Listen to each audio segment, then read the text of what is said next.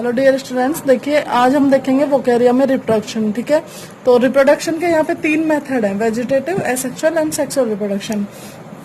सबसे पहले बात करें हम कायिक जनन की, वेजिटेटिव रिप्रोडक्शन की। तो देखिए कायिक जनन यहाँ पे होगा फ्रेगमेंटेशन द्वारा, खंडन द्वारा। ठीक है, खंडन क्या होता है कि भाई जो कोई भी शैवाल तंतु होता है वो किसी भी कारण से छोटे छोटे टुकड़ों में टूट जाता है और हर एक टुकड़ा उसका क्या कर लेता है, एक नए शैवाल तंतु का निर्माण कर लेता है। अगला मेथड देखिए अलैंगिक जनन। यहाँ पे इस वीडियो में हम सिर्फ अलैंगिक जनन तक की बात करेंगे। अनेक प्रकार के बीजाणुओं द्वारा विभिन्न प्रकार के बीजाणुओं का निर्माण, मतलब जो अलैंगिक जनन होता है ना, ये बीजाणुओं के द्वारा ही होता है। ठीक है, तो भाई अलैंगिक जनन के लिए यहाँ पे बहुत सारे प्रकार के बीजाणु बन सकते हैं।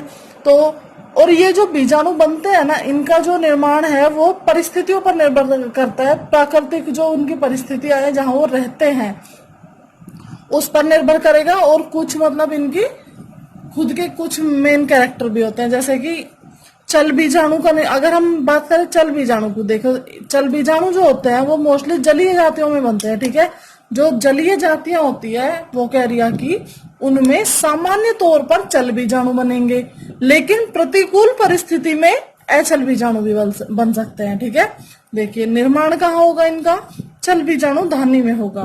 बीजाणु धानी के निर्माण के समय कुछ ऊर्ध्व शाखाओं के शीर्ष पर फूलकर गदाकार हो जाती है।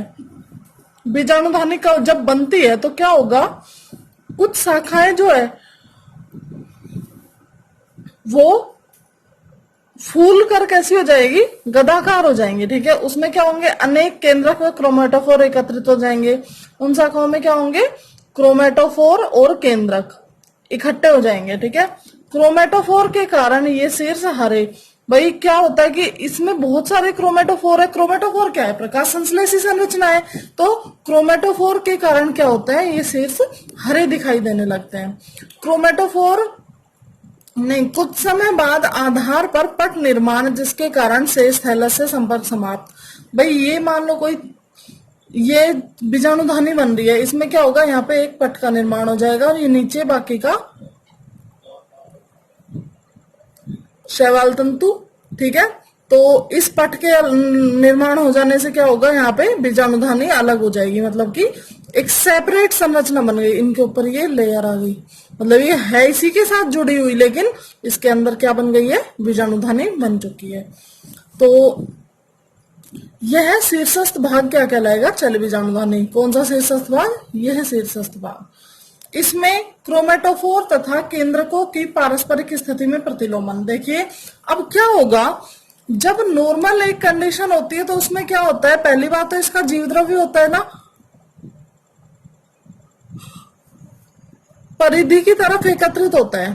ठीक है, परिधि की तरफ में भी जो बाहर की साइड तो क्रोमेटोफोर बिखरे होते हैं और अंदर की साइड क्या, केंद्रक होते हैं। अब क्या होगा, इसमें प्रतिलोमन होगा, मतलब कि जो बाहर क्रोमेटोफोर थे वो तो आ जाएंगे अंदर की ओर, और जो अंदर की ओर जो केंद्रक थे वो आ जाएंगे बाहर की ओर। ठीक है, अब क्या होगा, जो बाहर की ओर केंद्रक व्यवस्थित हो गए हैं उन पर क्या आ जाएंगी, कसाभिकाएं आ जाएंगी। देखिए प्रतिलोमन के फलस्वरूप परिधि की तरफ आए केंद्रकों के सम्मुख 2 कसाभिकाएं उत्पन्न हो जाती है, मतलब हर एक केंद्रक के साथ में 2-2 कसाभिकाएं उत्पन्न हो जाएगी।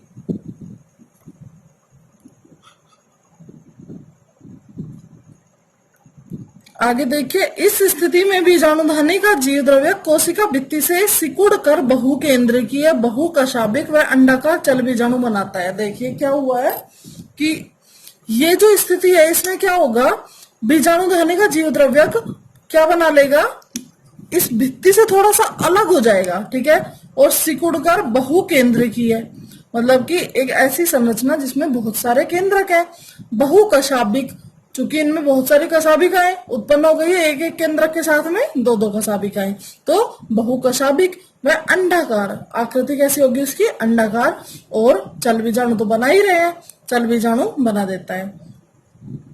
इसका विमोचन बीजाणुधानी के शीर्ष पर उत्पन्न एक छिद्र द्वारा प्रातःकाल होता है, मतलब सुबह सुबह के टाइम क्या होता है, जो बीजाणुधानी है उसके शीर्ष पर जो एक छेद होता है उससे इनका विमोचन हो जाता है। आगे देखिए,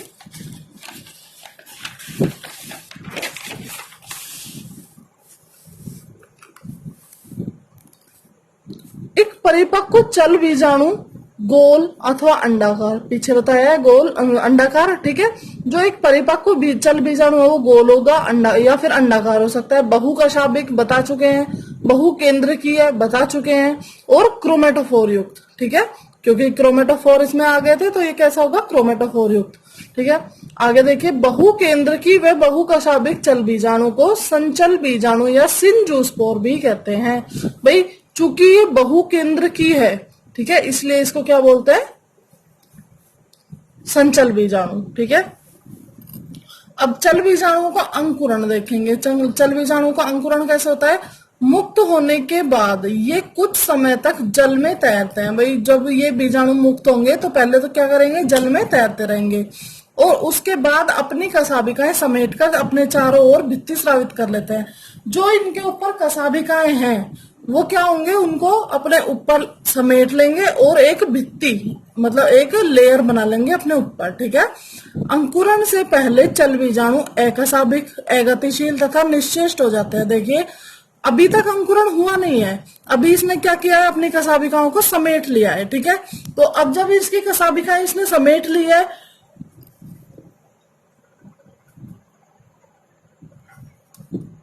तो ये कैसा हो गया, अकशाभिक हो गया। अब अकशाभिक है, इसमें कशाभिका नहीं है, तो फिर गतिशील भी हो गया, क्योंकि गति किससे करता है, कशाभिका से करता है। अंकुरण के समय इससे एक अथवा अधिक साइफनी ऊर्ध्व निकलते हैं। भाई जब इसका अंकुरण होना होता है तो इससे क्या होता है, ऊर्ध्व निकलता है, कुछ संरचनाएं निकलती है जो कि क्या करती है इनमें, मतलब वही अंकुरण अंकुरित संरचना है उसमें। स्थलीय जातियों में, चूंकि ये वाले बीजाणु किन में बन रहे थे, जलीय में, लेकिन अगर स्थलीय में बने हैं तो क्या होगा, स्थलीय जातियों में एक ऊर्ध्व मूलाभासी शाखा के रूप में कार्य करता है। ये जितने भी ऊर्ध्व निकले हैं ना, इनमें से कोई भी एक ऊर्ध्व किस रूप में काम करेगा, मूलाभास के रूप में। वहां से फिर रूट वगैरह निकलना चालू हो जाएंगे और आराम से वो रोपित हो जाएगा, या फिर मतलब जड़े जमा लेगा, ठीक है। अब देखिए अगला अचल बीजाणु। अचल बीजाणु जो है वो क्या है, मोस्टली स्थलीय जातियों में बनते हैं। किनमें बनेंगे, स्थलीय जातियों में। प्रतिकूल परिस्थितियों में जलीय जातियों में अचल बीजाणु बनते हैं। जो प्रतिकूल कंडीशंस होती है उनमें क्या होता है, जो जलीय जातियां हैं उनमें क्या बनेंगे, अचल बीजाणु, जबकि सामान्य परिस्थिति में चल बीजाणु बनते हैं जलीय जातियों में। निर्माण देखिए, निर्माण कहाँ होगा, अचल बीजाणु धानी में, ऑब्वियस सी बात है। बीजाणु धानी युवा शाखाओं के शीर्ष पर गदाकार संरचना के रूप में, वही सेम प्रोसेस है। बीजाणु धानी युवा शाखा के शीर्ष पर कैसी, गदाकार संरचना के रूप में फूल के मतलब एक बीजाणु धानी का निर्माण करेगी, तथा शेष तंतु से एक पट द्वारा पृथक, वही पट का निर्माण हो जाएगा और एक बीजाणु धानी का निर्माण हो जाएगा। बीजाणु धानी का संपूर्ण जीव द्रव्य एक बहुकेंद्रकी अचल बीजाणु बनाता है। जो ये बीजाणु धानी हमने बनाई है, इसका सारा जो जीव द्रव्य है वो क्या बनाएगा, एक बहुकेंद्रकी। देखिए उसमें बहुकेंद्रकी के साथ में बहुकशाभिक थी, लेकिन अचल बीजाणुओं में कभी भी कशाभिकाएं नहीं पाई जाती है, क्योंकि उनको गति नहीं करनी होती, और गति के लिए क्या गमनांग पाए जाते हैं, कशाभिकाएं पाई जाती है। देखिए बहुकेंद्रकी अचल बीजाणु बनाता है, ठीक है। आगे देखिए, बीजाणु धानी के जीव द्रव्य का चल या अचल बीजाणु का निर्माण बाह्य कारकों से निर्धारित होता है। भाई किसी भी बीजाणु धानी में, बीजाणु धानी दोनों बीजाणु धानियां बनने की प्रोसेस सेम ही है, ठीक है। तो इस बीजाणु धानी में चल बीजाणु बनेंगे या अचल बीजाणु बनेंगे, ये किस पे डिपेंड करता है, उसको जो बाह्य कारक मिल रहे हैं, उसकी जो बाह्य कंडीशंस है, परिस्थितियां हैं वातावरण की, उनके हिसाब से मतलब डिसाइड होता है कि उसमें चल बीजाणु बनेंगे या अचल बीजाणु बनेंगे। देखिए जो जलीय जातियां हैं, जलीय जातियों को अगर मंद प्रकाश और शांत जल में रखा जाए तो उनमें क्या बनने लग जाता है, अचल बीजाणु, ठीक है। जबकि हमने क्या पढ़ा कि जलीय जातियों में सामान्य तौर पे क्या पाए जाते हैं, चल बीजाणु, ठीक है। स्थलीय जाति है, उसको अगर जल में रख दिया जाए तो उसमें भी क्या बनने लग जाएंगे, चल बीजाणु बनने लग जाएंगे। अब देखिए अचल बीजाणु कैसे होते हैं, पतली भित्ति युक्त होंगे, गदाकार होंगे, और कभी कभी विभाजित होकर क्या कर लेते हैं, ये कोई भी जो एक अचल बीजाणु है वो बहुत ज्यादा डिवाइड होके क्या बना लेगा, लघु एचल बीजाणु। ठीक है, आगे देखिए जो तीसरे प्रकार का हमारा बीजाणु है वो है निश्चेष्ट बीजाणु। कब बनेगा, हमेशा और हमेशा प्रतिकूल परिस्थिति में, स्थलीय अथवा जलीय दोनों प्रकार की जातियों में बन सकता है। होता क्या है, इस पे मोटी जिलेटिनी भित्तियां होती है। ठीक है, मोटी जिलेटिन की भित्तियां होती है। अनेक छोटे छोटे बहुकेंद्र की खंड, मतलब क्या होंगे, बहुकेंद्र की मतलब कि ऐसे टुकड़े खंड जिनमें बहुत सारे केंद्रक हों। ठीक है, तो ये क्या कहलाएंगे, सुप्त बीजाणु या निश्चेष्ट बीजाणु या शिष्ट कहलाएंगे। एक बार अपन इसको चित्र के माध्यम से देख लेंगे। ये देखिए,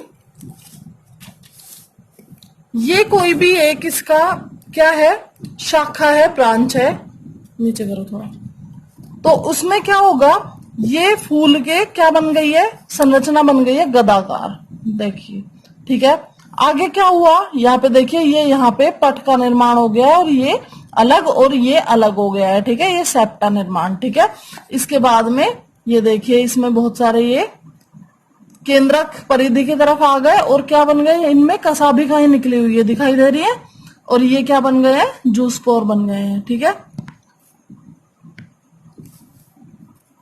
ये है सिंजोस्पोर। इसमें देखिए बहुकशाभिक है, बहुकेंद्रिक है। ठीक है, आगे हम लैंगिक जनन की बात करेंगे अगले वीडियो में। Thank you.